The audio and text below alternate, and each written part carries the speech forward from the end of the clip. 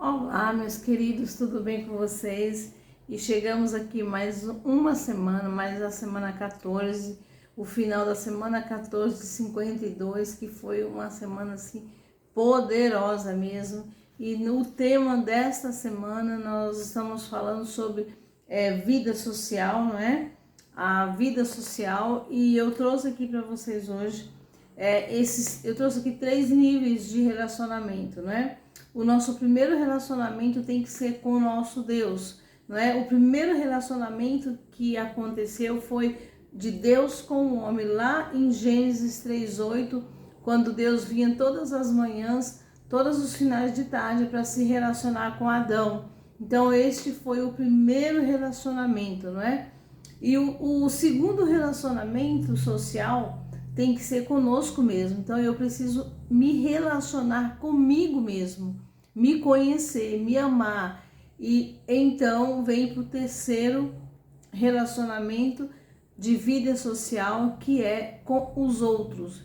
Então eu me relaciono com Deus, eu me relaciono comigo mesmo e eu me relaciono com outras pessoas. Então são esses os 3 estágios, não é? Da vida. E se você parar para analisar, Deus sempre quis, e o propósito de Deus sempre foi relacionamento com o ser humano, relacionamento conosco, né? Com as pessoas. E quando eu conheço a Deus, eu também preciso conhecer Jesus, eu também preciso conhecer o Espírito Santo. E quando eu desenvolvo esse relacionamento, não é? Se eu não me desenvolver no conhecer, no relacionar com o Espírito Santo, eu não posso conhecer a Deus, eu não tenho como me conectar com Deus. Porque Jesus, quando ele nasceu, morreu, viveu aqui na terra, salvou, morreu por nós, na verdade, não é? Então Deus tinha um relacionamento com o Filho e também com o Espírito Santo. Deus manda Jesus vir à terra para salvar o homem, a humanidade. Jesus vem, cumpre o propósito dele aqui, e antes de Jesus subir, voltar para o Pai, Jesus chama os discípulos e diz: olha, eu não vou deixar vocês órfãos, então eu vou providenciar o Espírito da verdade, o Espírito Santo virá e dará continuidade àquilo que eu fiz aqui na terra. Então Jesus trouxe o Espírito Santo, soprou dentro do homem, dos discípulos, e eles receberam. Então Jesus volta para o Pai e não nos deixa órfãos, ele deixou o Espírito Santo conosco, que é aquele que nos conecta, que nos faz conexões de entendimento, que nos convence, não é? De todas as coisas, do pecado, da justiça e do juízo.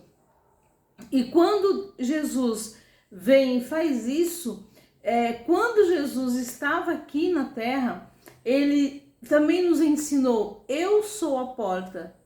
Lá em Apocalipse 3, a gente diz: eis que estou à porta e bato. Se alguém ouvir a minha voz e abrir a porta, eu entrarei e cearei com ele. E que porta que é essa? É a porta do nosso coração. Então Jesus estava querendo dizer o seguinte, Jesus estava dizendo o seguinte: olha, eu estou aqui, eu bato na sua porta, e quando você abre, não é? Um exemplo de Zaqueu, nós estávamos falando sobre o livro de Lucas.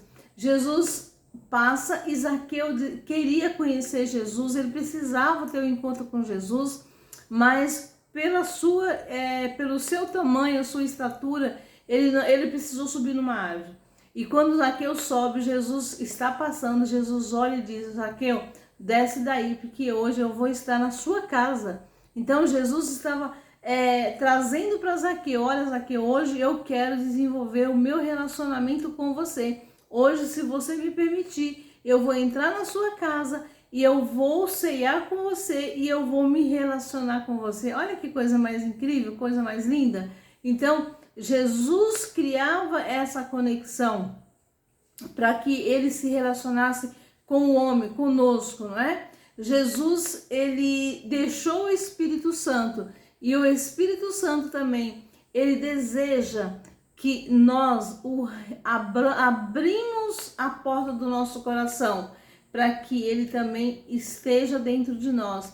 E assim ele vai nos guiar na vontade e na direção de Deus, do Pai, certo? Então, esse relacionamento social, ele é muito importante. Então, ele vale, não adianta só relacionarmos com as pessoas. Para mim me relacionar, olha só, para mim me relacionar com as pessoas, eu preciso me relacionar comigo mesmo. Para me relacionar comigo mesmo, eu também preciso para me relacionar com Deus, eu preciso também me conhecer. Então, eu desenvolvo meu relacionamento com Deus, eu desenvolvo o relacionamento comigo e eu me desenvolvo o relacionamento com outras pessoas. Então, o tema dessa semana foi baseado realmente na vida social. E aí ele fala também das bolhas, não é? E quais são as bolhas? Muitas pessoas, inclusive eu vivi muito tempo isso, gente, nas bolhas, numa só bolha, na bolha da religiosidade, da igreja. Então eu não fazia outra coisa, eu vivia muito na igreja, eu servia a Deus ali, eu entendia que era só aquilo. Então eu vivia naquele ciclo, né, naquela bolha social, e eu não conhecia outras coisas. Então a gente precisa sim conhecer, sair de bolhas e conhecer outras, não é? Se relacionar com pessoas, novos lugares, novas conexões, para que a gente também desenvolva a vida social de uma maneira de crescimento. Quando é que eu cresço? Quando eu estou me relacionando com outros ciclos de pessoas, outros lugares, novos lugares. Então isso é muito interessante a gente ter essa compreensão. E eu também quero trazer para vocês alguns códigos da Bíblia. Gente, a leitura de Lucas foi incrivelmente poderosa. Eu não vou falar todos, mas eu peguei alguns tópicos aqui na leitura, em toda a leitura, e eu trouxe aqui alguns tópicos. O que Lucas, o livro de Lucas nos ensina? O que este livro? Quais são os códigos? Tem muitos, mas eu peguei alguns. Quais são os códigos que a gente precisa trazer para o nosso coração e modelar este livro, modelar o Dr. Lucas, não é? Naquilo que ele nos ensina. É o seguinte: o arrependimento só para quem está errado. Uma chave poderosa. E eu peguei essa chave lá no modelo, no exemplo do filho pródigo. Isso mexeu muito comigo. Que ali, fazendo uma analogia, o filho pródigo, o filho perdido, inclusive eu dei um nome para ele hoje, para essa parábola, que foi a parábola do filho arrependido. Então, o filho que voltou, ele veio e ele tinha um código poderoso, que era o arrependimento. Ele fez muita besteira, mas ele trouxe com ele um código poderoso, era o arrependimento. E o filho que ficou, ele é colocado como ele representa a religiosidade, as pessoas religiosas. Por quê? O filho que ficou, ele se comportava e ele tinha o comportamento de que, poxa, eu fiz tudo, eu fiz certinho e não tive nada. E esse teu filho voltou errado, fez besteira, e aí o Senhor faz uma festa, ele falando pro pai, não é? E aí eu aprendo que esse filho que ficou representa a religiosidade, representa, vamos dizer assim, quantas vezes eu vivi isso também, quantas vezes eu, como filho de Deus, olhava e falava: Senhor, mas por que eu obedeço, eu faço tudo certinho e eu não consigo, e outro que fez besteira consegue? Eu aprendi o seguinte, que Deus não se importa com esses comportamentos. O que Deus importa é com realmente a conexão do coração e a intenção do coração. Então, o religioso, ele se comporta de maneiras que ele acha que Deus vai fazer segundo o comportamento dele. Mas aquele que é filho, que é livre, não é? O escravo, e esse filho diz assim: pai, eu trabalhei para você como escravo, e o senhor não me dá nada. E o pai diz, filho, mas você tem tudo aqui, o que você quer? Você já tem tudo. Então, quantas vezes nós temos tudo e nós não sabemos acessar? Aquele filho não sabia acessar a riqueza que o pai tinha, que ele tinha pelo seu pai. E quantas vezes nós não sabemos acessar a riqueza de Deus em nossas vidas? Aquele filho, e este é um código, gente, o arrependimento é um código poderoso para nós acessarmos a riqueza de Deus dentro das nossas vidas, nas nossas vidas. Então ali eu aprendi muito com isso, que é o arrependimento. Depois, precisamos pautar as nossas decisões. Não, perdão, aqui. Deixa eu voltar aqui nos códigos, né? Depois ele fala sobre o perdão.